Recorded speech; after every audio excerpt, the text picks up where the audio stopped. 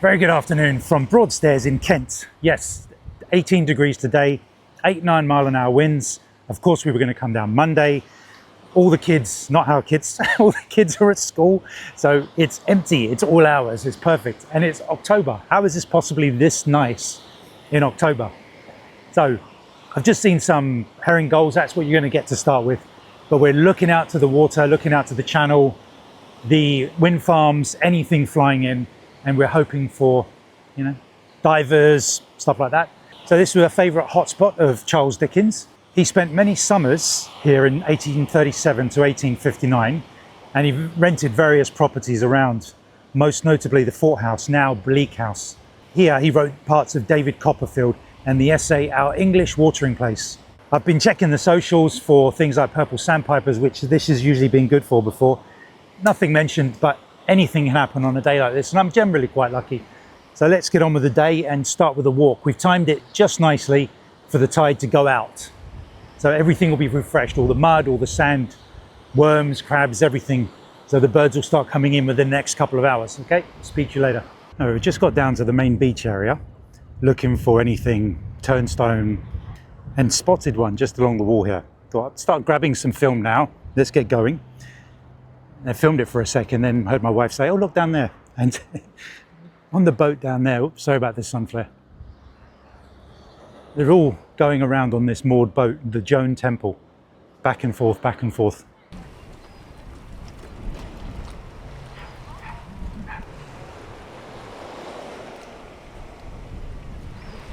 And you can hear scuffles where one gets a bit too close when he flies in to take a spot.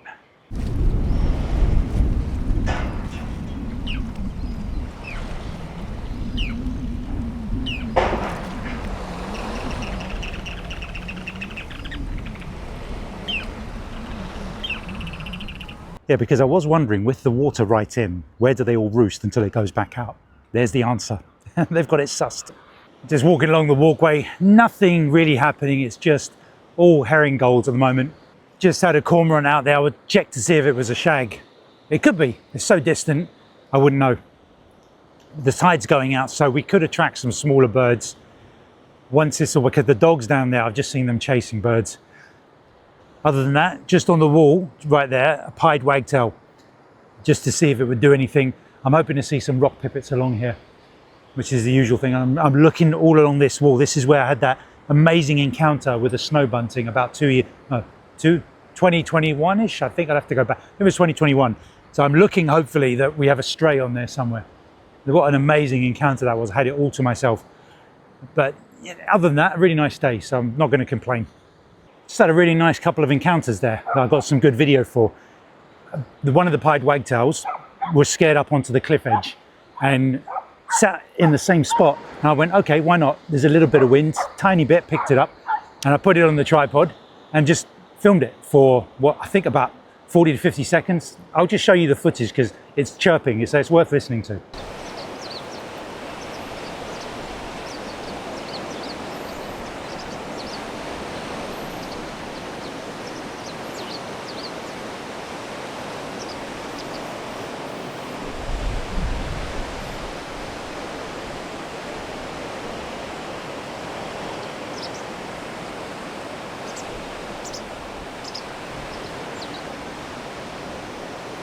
And then as I got round to the huts over here, they're taking them away on a forklift and storing them up against the cliffs in that area. It must be better over there.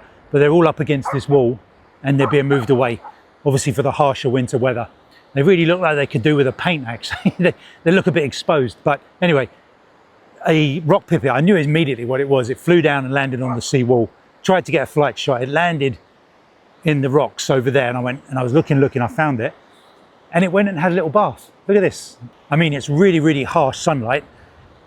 What I see through the viewfinder is not always necessarily what you see on the view screen, the computer at home, but I'll be able to bring up the shadows and bring down the highlights a bit when you see it.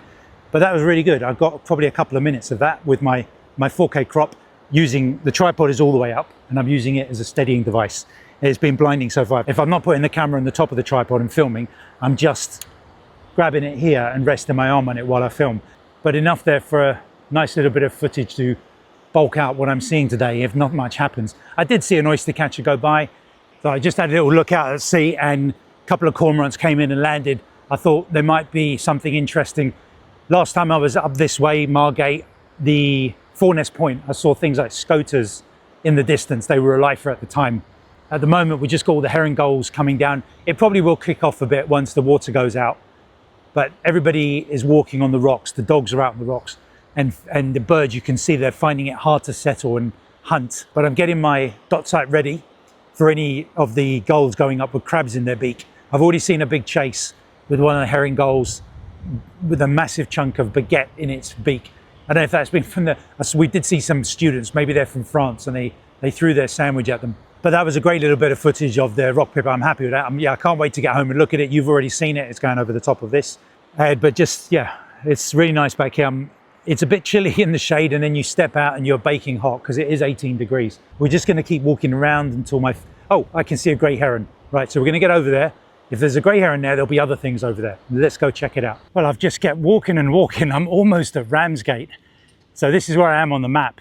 I've never walked this far before. I might walk all the way down on the seafront and then go up on the cliffs on the way back to see if there are any strays up there that have flown over from Europe. You can only hope. Oh, I'll film, yeah, I'm just going to film. There's a little egret over there. I'll get to that in a second. I'm going to film that in a second. Things are starting to pick up. The grey heron took off, unfortunately. A dog scared it, but I got it in flight. Really, I mean, it's even though the harsh lighting, that looks all right. I'll slow that down, 50%. You're seeing that now.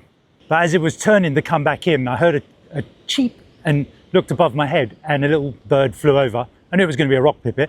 And this thing, although it was tame and I could get relatively close, I couldn't get too close. So I had to take what I could get, and I filmed it, and it was moving around on all these rocks. My autofocus was really struggling. It kept picking up little dots, little black spots on the rocks, thinking it was the eye of the bird on the eye tracking. So, I mean, maybe better cameras can pull that off, can see the bird a bit better, and over the years that will be the improvement in tracking. It will really be able to lock onto a bird no matter what, remember the shape from forwards, backwards and sideways, especially if it knows the species. AI one day will be able to say, right, look for a rock pipit somewhere in that frame, especially with all the other rocks. But that was, I mean, I had to go handheld. I was hoping to get some tripod footage like the pied wagtail, but it never happened. And then walking along, I thought it was a gull because they're so big, but surprising how big. I forget how big curlews are. Now I've filmed it from here. There's a tiny little bit of jitter here and there. I'll cut the bits out that are good. I tried to get closer, and as I did, and I picked my camera and walked over, the wind just picked right up. There's no way. So we're gonna just get a little bit of footage of that little egret from over here, where my camera's a bit more covered from the wind. But things are picking up. I'm okay with that. That's, as long as there's something, it gives me practice with video settings, shutter speed and everything else. It's surprising how bright it is out there. I had to ramp up my aperture to 18 with the shutter speed of 125 because out there it's so bright. And if I don't bring it down, it can't find the bird. So anyway, I'm going to get some of this little egret and get back to you. Right, so I've got as far as I want to come towards Ramsgate, and I'm going to go up and go along the coastal path. I've not done that before. I've had a look. It looks like you can go all the way back. So there'll be smaller birds up here. But yeah, I've just been following a fishing boat along here, seeing if there are any stray skuas and things like that, because big flocks of birds have been going. I'm assuming it's just herring gulls, but unfortunately nothing. Yeah, it's just following along. No, I mean, they're so distant, I couldn't tell. There could be something in there and I wouldn't know. Yeah, I often thought, could you pay one of these fishermen 50 quid to go out with them for the day and just get the birds coming up behind them? That'd be cracking. I think that's a really good idea. But we're gonna head up and show you. I'm gonna film all the different parts of the walk so you can see how I handled it. But yeah, this is really nice here. Yeah, so it does all link up. You can easily get back to Broadstairs. I'm not back there yet. Oop, just keep out of the sun there.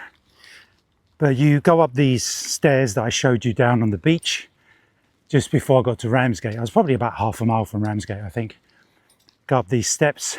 I gave them a little tap with my knuckle because it looks like it's been carved out of polystyrene like at a theme park, but it's solid.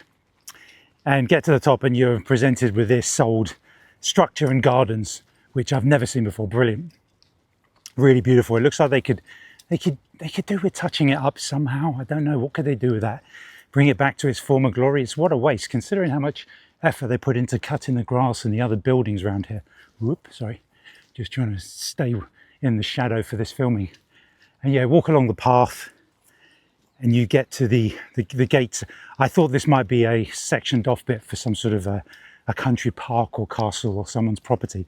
But no, you can walk in there, and on the left is ice cream stand, coffee stand. Didn't really see anything in there. I saw a blackbird, robin.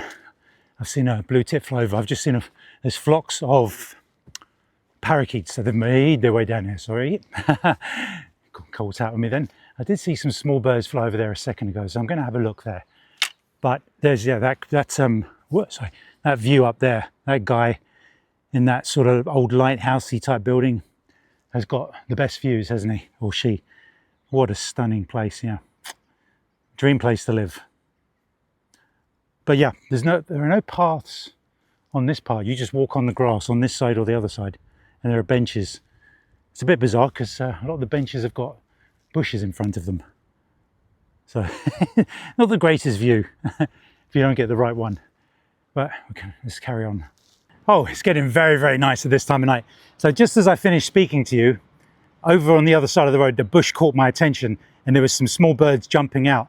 And for a moment, I thought spotted flycatcher because they were flying out, grabbing something and going back down. And when I got my camera on them, unfortunately, they were just house sparrows. I didn't know they did that. Okay, fair enough.